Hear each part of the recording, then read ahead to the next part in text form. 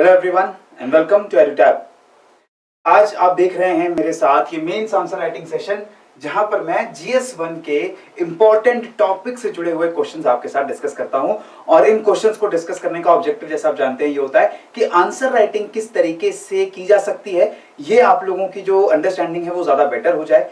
इसके साथ जो आंसर राइटिंग आप खुद करते हैं, खुद आंसर्स अपने लिखते हैं, उसे किस तरीके से इवैल्यूएट कर सकते हैं आप, क्या चीजें एक आंसर के अंदर, एक अच्छे आंसर के अंदर होनी चाहिए, वो आपको पता चल जाए। हमारे सेशंस का ये मकसद होता है। साथ ही साथ जो क्वेश्चंस डिस्कस करेंगे, उनका जो कंटेंट है, उसकी जो इन्फॉर्मेशन है, जो आंसर इंडिकेटिव मैं आपको देता हूं, उससे आपका जो नोट्स हैं वो भी आपके प्रिपेयर होते रहते हैं। राइट, तो चलिए स्टार्ट करते हैं आज का सेशन। मुझे उम्मीद है ये तीनों क्वेश्चन जो आज मैं डिस्कस करूंगा, एक 4 मार्कर, एक 8 मार्कर, एक 20 मार्कर, वो क्वेश्चंस ऑलरेडी हमने हमारे टेलीग्राम चैनल के ऊपर मॉर्निंग में आप लोगों को प्रोवाइड कर दिए थे।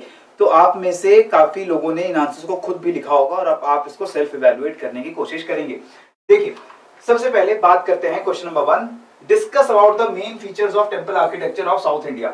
इस तरीके के क्वेश्चंस अक्सर HPAS के मेंस GS1 के पेपर में अगर हम देखें तो पूछ ले जाते हैं।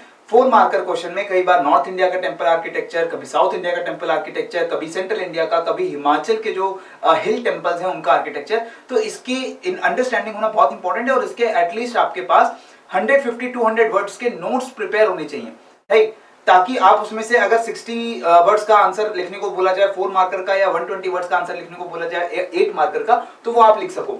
तो क्वेश्चन क्या कह रहा है, डिस्कस करना है आपको about the main features of temple architecture of south India. 4 mark के लिए वी ऑल नो कि जो भी साउथ इंडिया के जो द्रविडियन स्टाइल ऑफ आर्किटेक्चर होता है, उसके मेन फीचर्स आपको यहां पर लिस्ट डाउन कर देने हैं।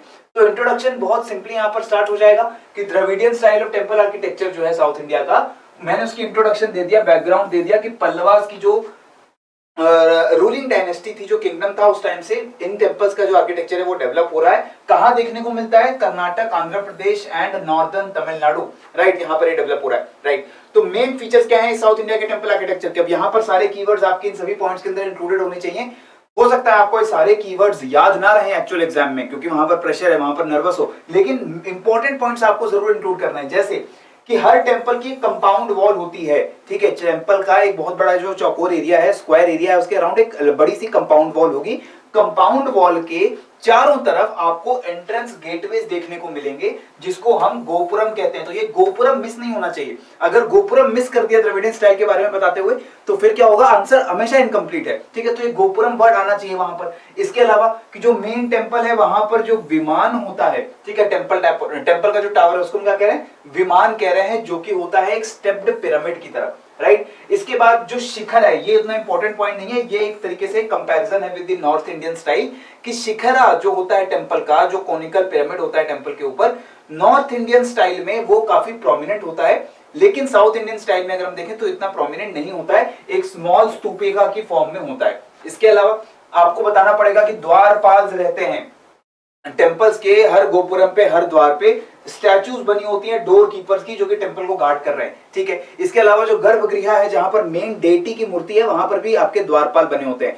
अगर हम नॉर्थ इंडिया से कंपेयर करें तो नॉर्थ इंडिया में द्वारपाल नहीं होते, वहां पर अक्सर जो रिवर गॉडेसेस हैं, गंगा यमुना, उनकी मूर्तियां लगी होती हैं, ठीक है। इसके बाद it's common to find a large reservoir, temple tank. North India में इतना जरूरी नहीं है कि ऐसा कोई टेंपल टैंक हो, लेकिन साउथ इंडिया के टेंपल्स में एक रिजर्वॉयर जरूर होता है। और इसके अलावा जो सेक्रेड टेंपल है साउथ इंडिया के, वहां पे जो मेन टेंपल है, जो गर्भगृह है, उसका टावर उतना ऊंचा नहीं होगा जितने ऊंचे गोपुरम होते हैं, ठीक है, क्योंकि जो मेन टावर है, जो मेन आपका गर्भगृह है, वो काफी पुराना बना हुआ टेंपल होगा, सो वो उतना ऊंचा नहीं होगा। गोपुरम तो बाद में भी आए हुए राजाओं ने बनवाए होंगे, right. So these are important points that you have to list down in the 4 marker question. यहां पर कोई बहुत ज्यादा आपको स्ट्रक्चर के ऊपर कोई बहुत ज्यादा काम करने की जरूरत नहीं है, जो भी इंफॉर्मेशन है पॉइंट वाइज आप यहां पर प्रोवाइड कर देंगे, ठीक है, क्लियर हो गया।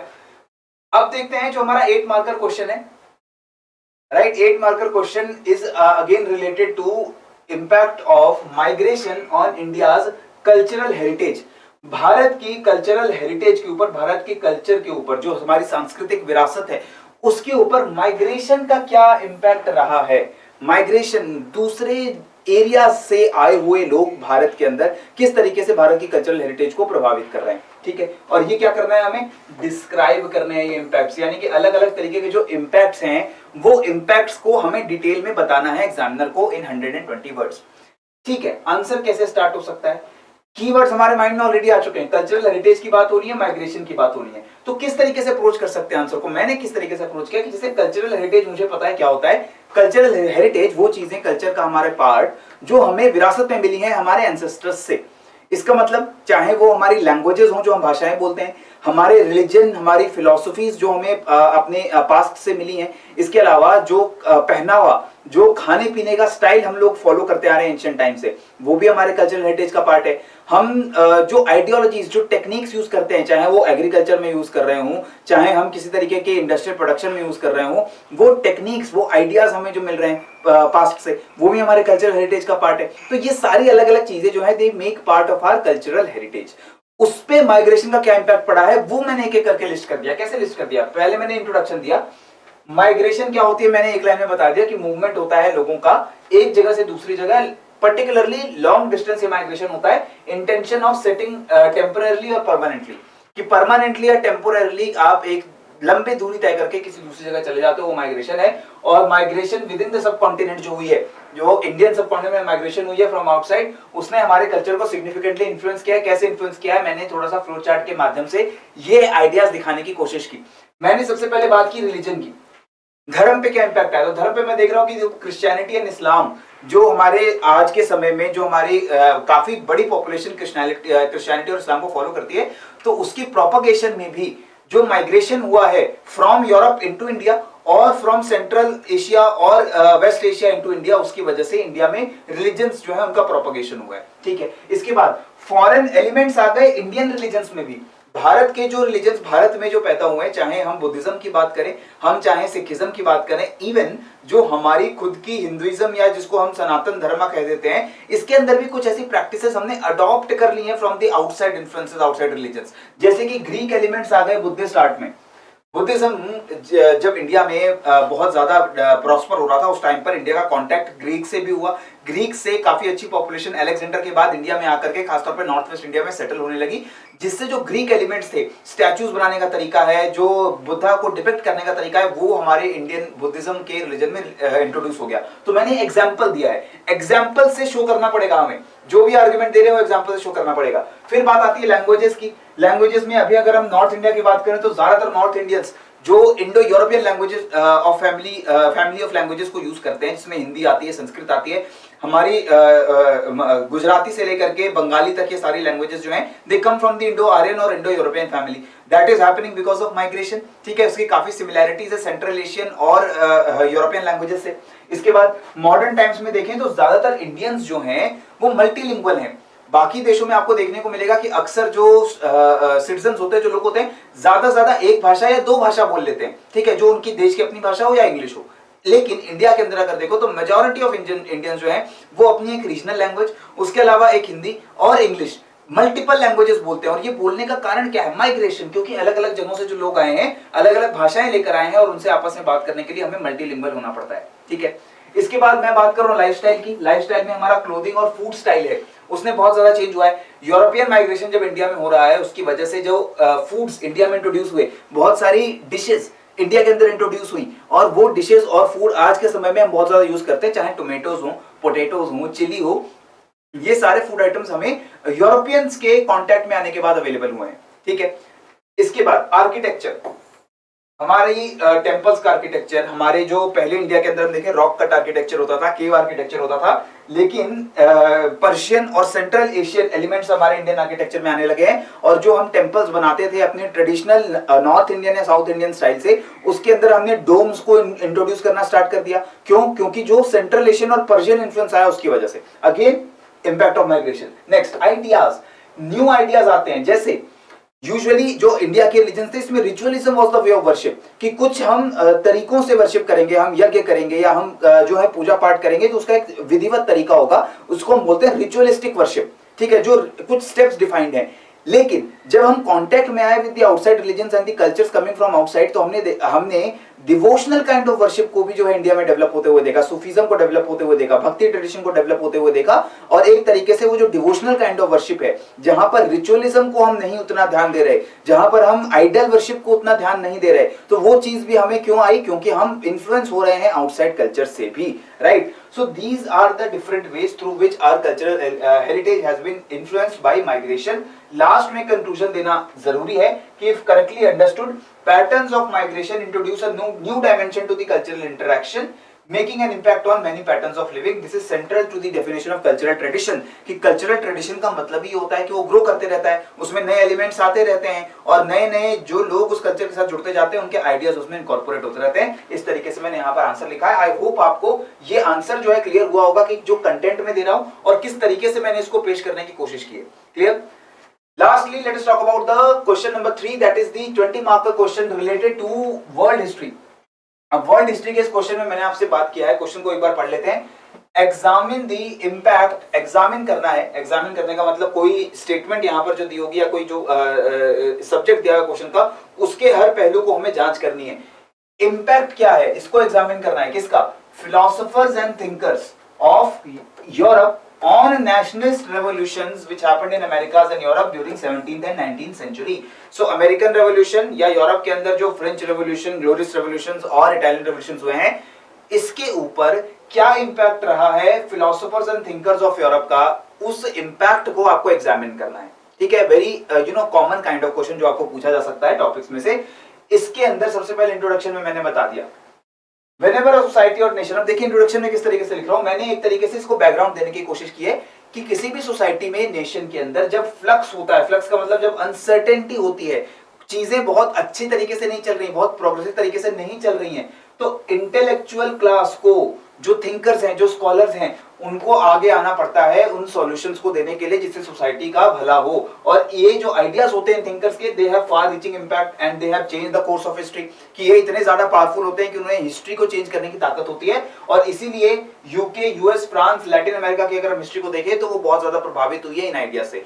Introduction just to give a context to the examiner. फिर मैंने एक एक करके सभी फिलोसोफर्स के इंपैक्ट को यहाँ पर लिस्ट डाउन कर दिया है। यूएस के रेवोल्यूशंस की बात करें तो जॉन लॉक की मैंने बात कर दी है कि किस तरीके से जॉन लॉक, ये यहाँ पर कंटेंट हैवी आंसर हो जाएगा क्योंकि यहाँ पे इंप्रोवाइजेशन का ज्यादा स्कोप नहीं है। आपको सिंपल जो थ्योरी में हम इंपैक्ट ऑफ थिंकर्स पढ़ते हैं वो इंपैक्ट यहाँ पर लिस्ट डाउन करना है। जैसे जॉन लॉक बात करते हैं सोशल कॉन्ट्रैक्ट की, कि किस तरीके से लोगों के राइट्स इंपॉर्टेंट हैं, वो नेचुरल हैं। ठीक है, वो सरकार का काम नहीं है वो राइट्स देना, वो राइट्स ह्यूमंस के रहते ही हैं, सरकार का काम है उन राइट्स को प्रोटेक्ट करना, उनको इन्फोर्स करना।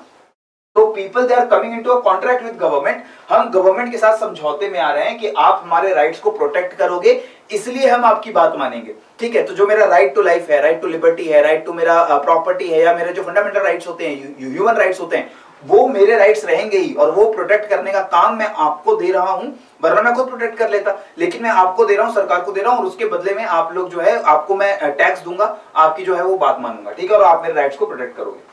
This led to the government deriving its authority from the people in USA, और उनका जो यूएसए का चार्ट डिक्लेरेशन ऑफ इंडिपेंडेंस है उसमें इनको इंक्लूड किया गया। तो ये सारा कंटेंट मैंने आपको प्रोवाइड कर दिया। फिर मॉन्टेस्क्यू का आइडिया था सेपरेशन ऑफ पावर। तो यहाँ ये जो आइडियाज है ना इंपॉर्टेंट, थिंकर्स और उनके इंपॉर्टेंट कॉन्ट्रीब्यूशंस, ये आपको लिस्ट डाउन करने पड़ेंगे। जॉन लॉक का social contract theory and the natural rights of humans. इसके बाद मॉन्टेस्क्यू का कि आइडिया होता है सेपरेशन ऑफ पावर का, कि जो रिलीजन है वो तो स्टेट से अलग हो, इसके अलावा स्टेट के अंदर भी जुडिशरी, एग्जीक्यूटिव, लेजिस्लेचर है, उसके बीच में पावर हो जो अलग अलग हो, सेपरेट हो, ताकि वो एक दूसरे पे चेक्स एंड बैलेंस रख सके। फिर ये सारी चीजें यूएस को इन्फ्लुएंस कर रही है, यूएस कॉन्स्टिट्यूशन में इसीलिए जो जुडिशरी है वो इंडिपेंडेंट है, एग्जीक्यूटिव बिल्कुल इंडिपेंडेंट है, और जो लेजिस्लेचर है वो बिल्कुल अलग है। फ्रांस में देखें तो वोल्टेयर ने लिबर्टी की बात की है। ठीक है, और ये फ्रेंच रेवोल्यूशन में liberty is a very important aspect. इसके अलावा जो रूसो है, रूसो ने सोशल कॉन्ट्रैक्ट में अगेन बात की कि kingship is not gift of God, कि ये जो राजा होता है ये कोई भगवान का रिप्रेजेंटेटिव नहीं है, ये हम में से ही एक इंसान है। ठीक है, और इस वजह से राजाओं का होना, एलिट्स का होना, ये कोई बहुत इंपॉर्टेंट अच्छी बात नहीं है सोसाइटी के लिए। तो ये सारी चीजें मैंने यहाँ पर आपके मेंशन कर दी। इसके बाद लैटिन अमेरिका पे जो रेवोल्यूशंस हुए, वही लॉक और रूसो के आइडियाज, कि जो मोनार्क नहीं होना चाहिए, डिक्टेटर्स नहीं होने चाहिए, डेमोक्रेसी होनी चाहिए। और इसकी वजह से जो रेवोल्यूशनरी लीडर थे साइमन बोलीवार, जिन्होंने लैटिन अमेरिका में बहुत सारी कंट्रीज को लिबरेट करवाया है यूरोपियन से, उनकी मैंने यहाँ पर बात कर दी। राइट, सो फिर in the conclusion, philosophers have not only asked big questions and tried to solve them, but also applied them across the disciplines to expand, enrich and improve our collective understanding of the world। कि ये जो philosophers की thinking है, इसने किस तरीके से ना ही सिर्फ इन रीजन्स की हिस्ट्री को इन्फ्लुएंस किया है, पूरे वर्ल्ड की हिस्ट्री को इन्फ्लुएंस किया है, और जो हमारी ह्यूमन अंडरस्टैंडिंग होती है कि क्या एथिक्स होने चाहिए, क्या राइट्स होने चाहिए किसी भी पॉपुलेशन के, उसको शेप अप करने में भी उन्होंने मदद किया है, राइट। सो आई होप दोस्तों ये सेशन आप लोगों को यहाँ पर बिल्कुल पसंद आया होगा। अगर जाते जाते आप लोगों को अगेन मैं रिमाइंड करवा देना चाहता हूं about our 5-in-1 test series that we have launched for HPS prelims exam and the power pack course, जिसके अंदर आपको complete A to Z preparation जो चाहिए एग्जाम की प्रिपरेशन के लिए, वो आपको मिलती है for the HPS prelims, right. इसके साथ ही मेरी आप सभी लोगों से रिक्वेस्ट रहने वाली है कि अगर आपको आंसर राइटिंग के सेशन पसंद आते हैं तो कमेंट सेक्शन में एक बार जाओ, कमेंट सेक्शन में मुझे ये टाइप करके बताओ कि इन आंसर राइटिंग सेशंस में और क्या नई चीजें जो हैं हम इंट्रोड्यूस कर सकते हैं ताकि आपको आंसर राइटिंग करने में मदद मिले, ठीक है। इसके अलावा आंसर राइटिंग को लेकर के अगर आपके कोई डाउट्स हैं, अगर आपको कोई कंफ्यूजन्स रहती हैं, आपको जो आंसर्स डिस्कस किए हैं उन आंसर्स को लेकर कोई कंफ्यूजन रहती है, तो प्लीज कमेंट सेक्शन में जाकर के जरूर कमेंट करो और मुझे बताओ कि क्या आपको कंफ्यूजन या दिक्कतें आ रही हैं, right. So this is all from my side in this particular session. पढ़ते रहिए, बढ़ते रहिए। जय हिंद एंड जय भारत।